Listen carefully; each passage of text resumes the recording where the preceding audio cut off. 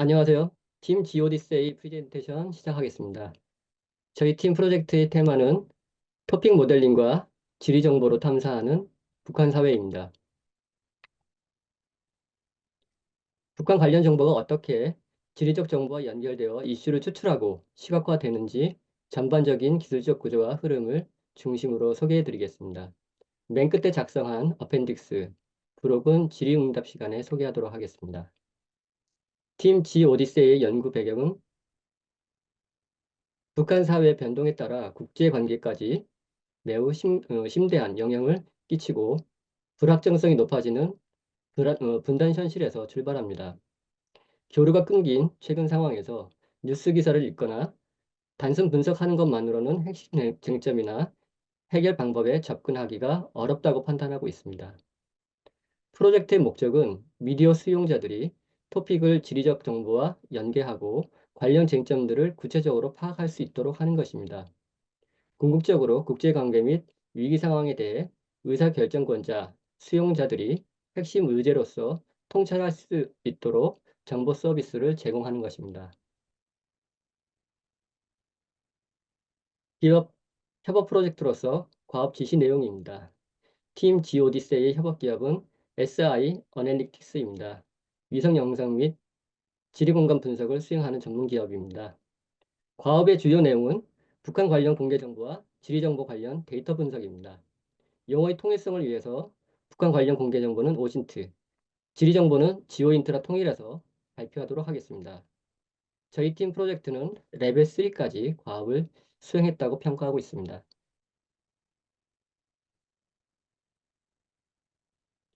팀원의 역할들은 오신트와 지오인트 크게 두 개의 축으로 나눠서 작업을 진행했습니다. 오신트의 데이터 콜렉팅, 전처리 과정, 토픽 모델링, 지오인트의 전처리, 연계 작업과 시각화 과정까지 각각의 영역을 맡아서 소통하며 협업했습니다.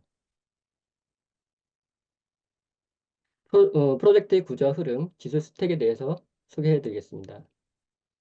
뉴스 데이터를 수집하고 전처리, 연계하는 과정, 시각화 분석까지 다양한 수행 활동을 진행하였는데요. 5번의 멘토링을 받으며 기술적 어려움과 문제들을 해결해 나갔습니다. 저희들이 선정한 언론사는 YTN입니다. 북한 소식에 정통한 YTN의 10년치 기사를 웹 크롤링한 후에 크게 두 개의 축으로 나누어서 진행했습니다. 오신트와 지오인트, 이 두 개의 큰 축을 매개하는 작업은 NER 기반 장소명 인식 추출 과정입니다. 이를 통해서 북한 관련 기사에서 출연하는 장소들을 지리정보 작업과 연결할 수 있었습니다. 또한 비지도 학습의 토픽 모델링 성능을 평가하는 방법으로 언론 데이터 플랫폼인 빅카인즈 결과와 비교해서 진행했습니다.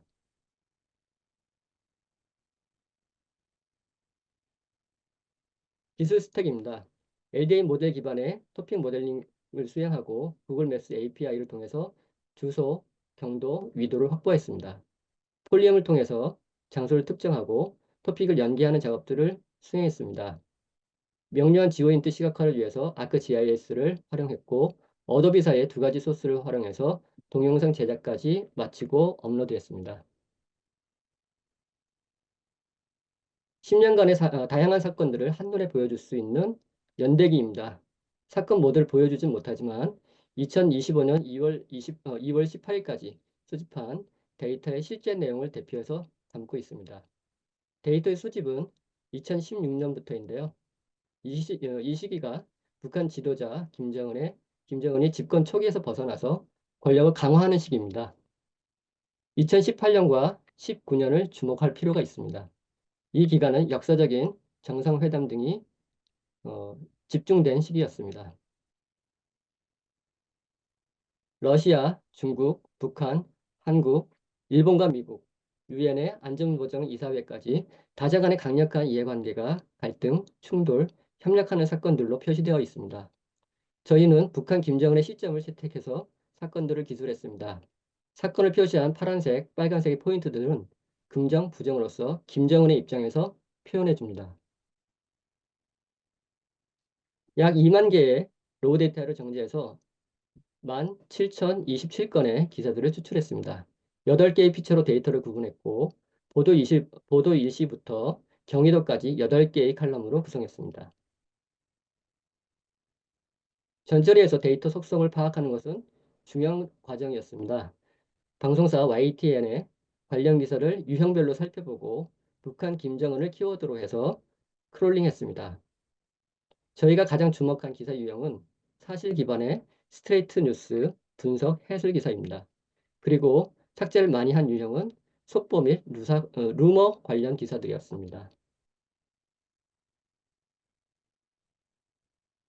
제목을 먼저 본 다음에 제목을 보고 본문 기사를 열어서 어떤 내용인지 파악한 다음에 관련이 없다면은 지워나가는 작업 형식으로 진행했습니다. 시의성이 필수인 경우에 속보 기사들은 사실관계가 미확인되더라도 보도가 됩니다. 사실이 확인된 파이널 뉴스만 남겨놓고 중복 처리해서 삭제하고 데이터를 줄이는 방법으로 진행했습니다. 전처리 과정 사례입니다. 제목과 본문 기사를 합치고 문장을 분절 토큰화해서 명사만 추출합니다. 불필요한 단어들도 걸러냅니다. 미리 제작한 불용어 사전과 함께 맞춤형 리스트를 계속 추가해서 활용하는 방식으로 전처리를 진행했습니다. 초록색으로 표시된 코 스타보알지가 불용어 사전입니다. 2016년부터 17년까지 2년 동안의 기사들이 30개로 상위 30개로 키워드가 출연된 빈도들을 보여주고 있습니다. 최상위 출연 빈도의 단어들은 미국, 김정은, 인터뷰, 중국, 미사일, 대통령, 발사들입니다.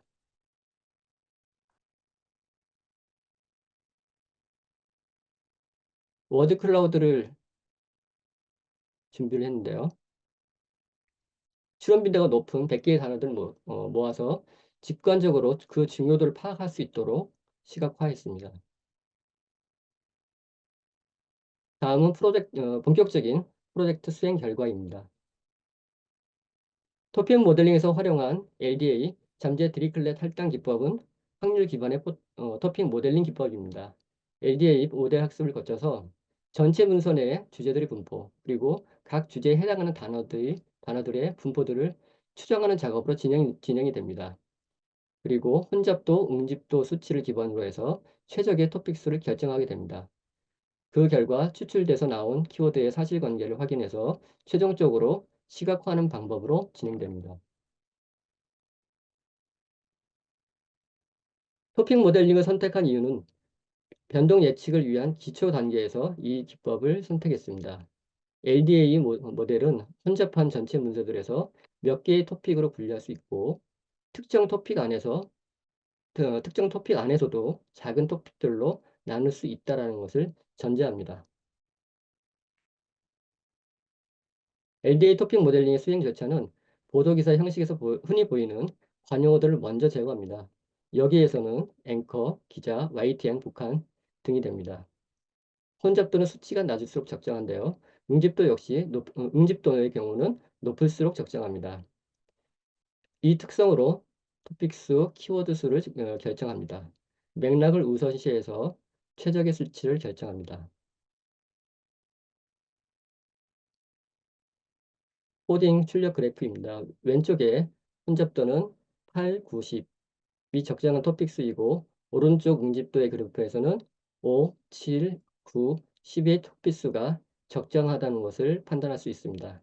이 두 개의 그래프를 통해서 적정 수치를 결정하는데요. 저는 토픽 수 10개로 결정했습니다. 응집도와 혼잡도를 통해서 나온 소속 키워드들입니다. 평균 출연 비율도 같이 출연돼서 나왔습니다. 2016년부터 17년까지의 기사를 추출한 주제, 제목, 키워드들입니다. 10개의 주제, 토픽, 10개의 핵심어, 키워드, 개수를 선택해서 추출했습니다. 이렇게 추출된 주제와 키워드에 도메인 지식을 활용해서 제목을 정할 수 있습니다. 초록색이 주제별 제목으로 표시했습니다. 여기서 유의사항은 도메인 지식에 근거해서 주관적인 판단으로 제목 붙이기를 진행한다는 점입니다.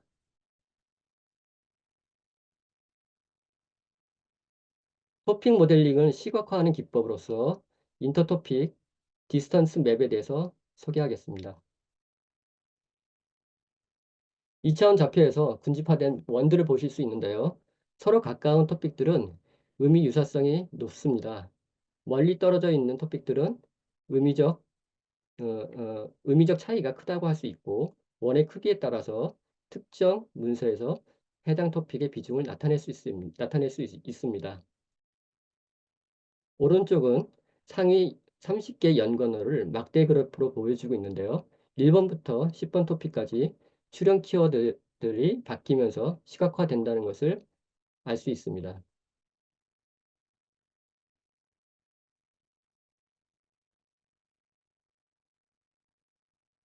이렇게 토픽 모델링을 진행한 후에 검증, 평가를 거쳐야 하는데요. 비지도 학습으로서 토픽 모델링의 결과들을 비카인즈 플랫폼의 결과 비교하는 방법으로 진행하였습니다. 뉴스 데이터를 수집 분석해서 일목요연하게 파악할 수 있는 공공 데이터 서비스입니다. 비교 분석을 하기 위해서 같은 검색 조건으로 진행했고, 뉴스 검색 결과는 총 2,295건이었습니다. 저희 추출한 수집한 데이터의 절반 값이었습니다. 이것은 의미 연결망으로 시각화되었는데요. 동일한 검색을 통해서 노드와 라인이 연결된 네트워크를 명료하게 검토할 수 있었습니다. 또한 기사 건수에 근거해서 특정 연월에 해당하는 키워드 출현 빈도를 선 그래프로 그 추이를 파악할 수 있었는데요.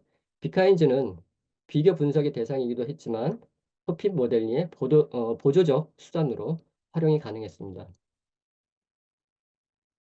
연관어 분석을 통해서 가중치와 키워드 빈도 이 두 가지의 분석을 추출해서 비교를 해보았습니다. 왼쪽은 가중치, 오른쪽은 키워드 빈도인데요. 내림차순으로 정리해보았습니다.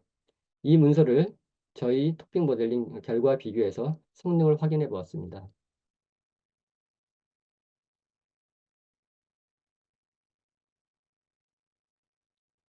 중복되거나 유사한 단어들이 이 장표에 있다라는 것을 확인하실 수 있습니다.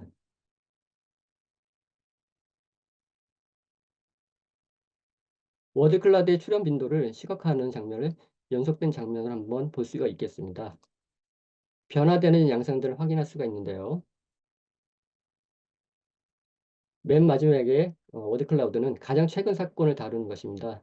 러우 전쟁 파병 이후에 북한 러시아의 관계가 급상승하면서 연관 단어가 가장 크게 시각화되어 있는 것을 확인하실 수 있습니다. 최근 들어 러시아와 북한은 포괄적 전략 동반자의 관계를 맺고 있습니다. 여기서부터는 토픽 모델링의 주제, 제목, 키워드 결과입니다. 2년씩 결과를 확인할 수 있습니다.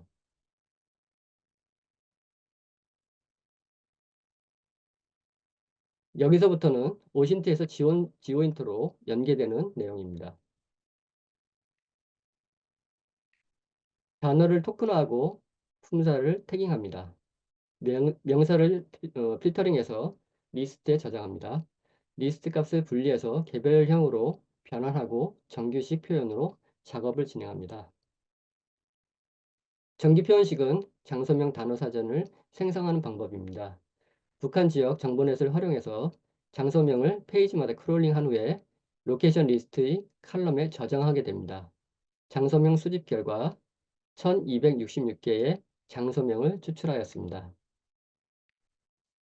구글 API를 활용해서 주소, 경위도, 좌표를 추출하는 과정입니다.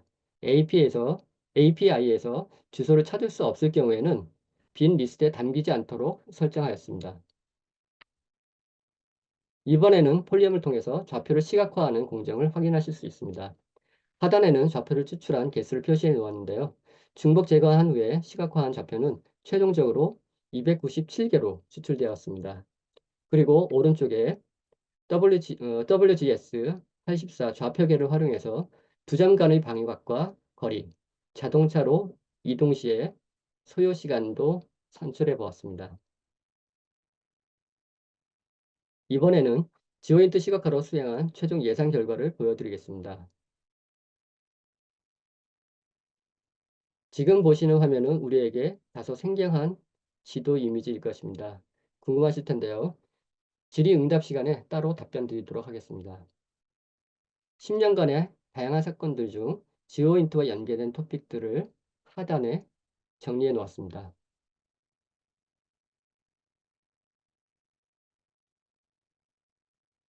2016년에서 17년까지 두 개의 토픽이 연계돼서 장소들이 특정되었습니다. 푸른색과 붉은색으로 범위에 표시했고요. 뉴스 기사에서 추출한 사건 장소들을 특정했습니다. 그리고 이 시기의 워드 클라우드와 인터토픽 디스턴스 맵을 통해서 키워드, 장소의 연관성을 확인하실 수 있습니다. 평양 시가지의 지도입니다. 붉은색 포인트를 통해서 장소를 특정하실 수 있고 클릭하면 왼쪽에 대시보드가 생성되어 관련 기사와 사진을 확인하실 수 있습니다. 2018년부터 19년은 주제 2, 동북아 정세와 한반도, 주제 5, 생산성 동료와 교류 확대입니다. 지도를 통해서 특정 장소를 확인하실 수 있습니다. 이 기간에는 남북 정상회담이 여러 차례 열렸고 2019년 2월 하노이에서 북미 정상회담이 결렬로 종결되었습니다. 왼쪽 하단에는 군사 분계선을 넘고 있는 남북 정상의 보도사진을 확인하실 수 있습니다. 2020년부터 21년까지 내용입니다. 이 기간은 코로나 팬데믹 기간이었고 사회적 스트레스와 시민사회의 동향, 그리고 주제 네 번째 경제활동이 토픽 내용으로 추출되었습니다. 위성사진 지도로서 평양 시내의 모습을 보여드리고 있습니다. 중앙에 붉은색 포인트는 평양 종합병원을 특정하고 있습니다. 착공식에 참석한 김정은에 대한 기사 역시 포인트를 클릭하면 확인하실 수 있습니다. 2022년부터 23년은 주제 1 핵시설 정황, 주제 10 탈북 사건과 권력 후계와 관련된 장소들을 표시했습니다.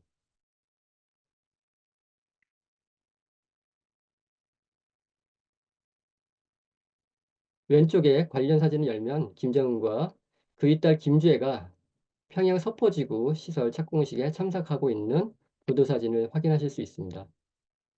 이번에는 가장 최근인 2024년부터 25년까지입니다. 주제는 북러 밀착과 재난 대응입니다. 굽이 돌아서 흐르는 압록강변에 푸른 점으로 표시된 장소가 보입니다. 초록색은 녹지대, 붉은색은 녹지대를 개발한 평지로 범람이 우려되는 지대입니다. 북한은 산림 면적 감소로 홍수가 빈번히 일어나고 이는 식량 부족 사태로 이어집니다. 왼쪽의 사진은 비포 앤 애프터 사진으로 시각화해서 보여주고 있습니다. 여기까지 오신트와 지오인트에 대한 수행 결과 내용을 말씀드렸습니다. 저희가 작업을 진행하면서 참고했던 문헌과 사이트 주소들입니다. 7주 동안 작업을 하면서 다양한 수행 과정들을 겪었고요. 어려움도 있었고 그 어려움을 협력해서 극복한 사례들도 여러 차례 있었습니다. 여기까지가 저희 팀이 준비한 발표 내용입니다. 이후부터는 브로그로 이어집니다. 경청해 주셔서 감사합니다.